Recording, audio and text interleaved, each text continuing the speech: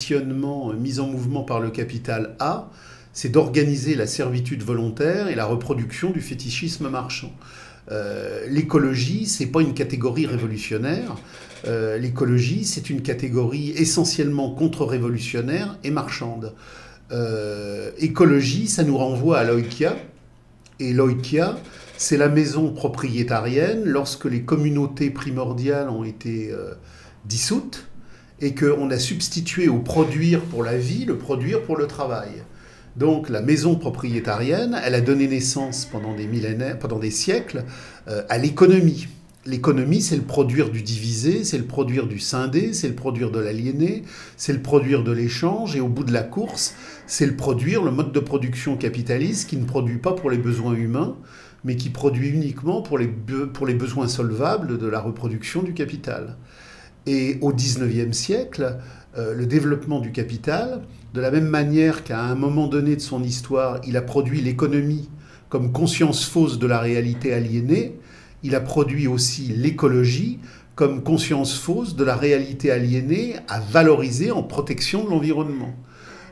La pensée radicale, elle regarde la nature comme un cosmos, comme une totalité organique, comme une unité totale où nous sommes en communion avec l'être de la nature. La nature n'est pas un environnement. La nature est notre substrat dialectique dans le naturalisme achevé. La pensée écologique est une pensée de protection de l'environnement.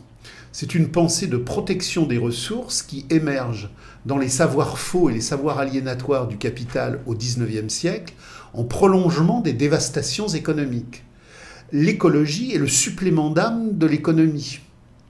La pensée révolutionnaire radicale, à travers Marx et à travers les courants radicaux qui vont jusqu'à Debord, à socialisme ou barbarie, à pouvoir ouvrier et à tous les groupes issus de la radicalité contemporaine, est une pensée qui veut restaurer la communauté humaine dans la sacralité du cosmos radical, pour un monde sans argent, sans État et sans production aliénée. L'écologie, c'est l'inverse. L'écologie, c'est la protection de la société marchande qui veut protéger l'environnement des dévastations et des excès de la marchandisation. Alors, on a inventé un nouveau produit mystificateur, c'est l'écologie radicale.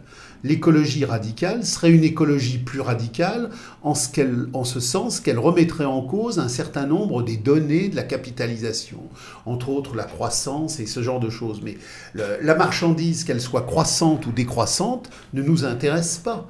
La marchandise, quelles que soient ses formes évolutives, c'est toujours la dépossession de l'homme et c'est toujours la radicale mutilation de la nature. Donc, ce qu'il faut comprendre, c'est que nous n'avons pas à rentrer dans les catégories d'amélioration du capital si nous avons une pensée subversive qui va au sens profond de la vie des hommes. Donc, l'écologie est un poison aliénatoire qui vise à permettre la reproduction du capital, le jour où le capital, dans ses dévastations les plus extrêmes, montre qu'il est en train de détruire des éléments entiers de la biosphère.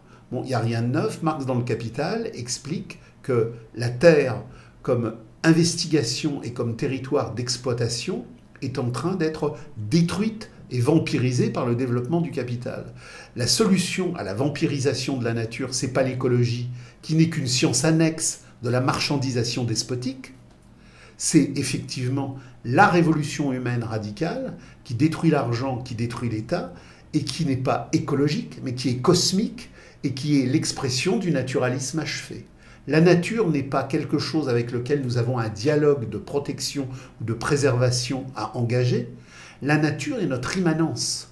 La nature est le nous-mêmes de notre cosmos humain en épanouissement. Donc, dans la communauté humaine, il y a une communauté humaine qui ne sépare pas l'homme de la nature, puisque la nature, dans son mouvement de conscience historique, c'est l'homme.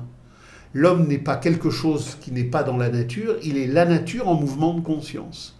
Donc, dans la communauté qui détruira les pollutions, les gaspillages et toutes les déstructurations auxquelles on assiste, on aura une restauration du cosmos humain dans la communauté humaine, mais il y aura abolition de la politique, abolition de l'économie et abolition de l'écologie.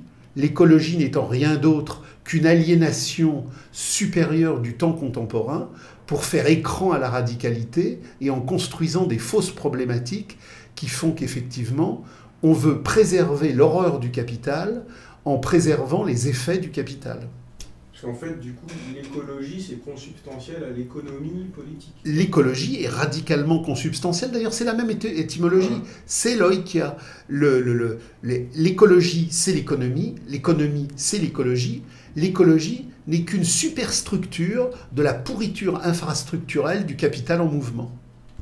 Alors justement, dans cette trajectoire radicale, je ne sais pas si vous connaissez, dans un prisme écologique, les ZAD, les zones à défendre. Je ne sais pas si vous connaissez. Si. Et alors justement, bon, je ne connais pas trop le fonctionnement de ces trucs-là, mais il me semble que, justement, dans mon groupe, il y a quelqu'un qui me parle souvent de ça, qui me dit justement, regarde, il y a des gens qui n'utilisent pas l'argent et tout ça.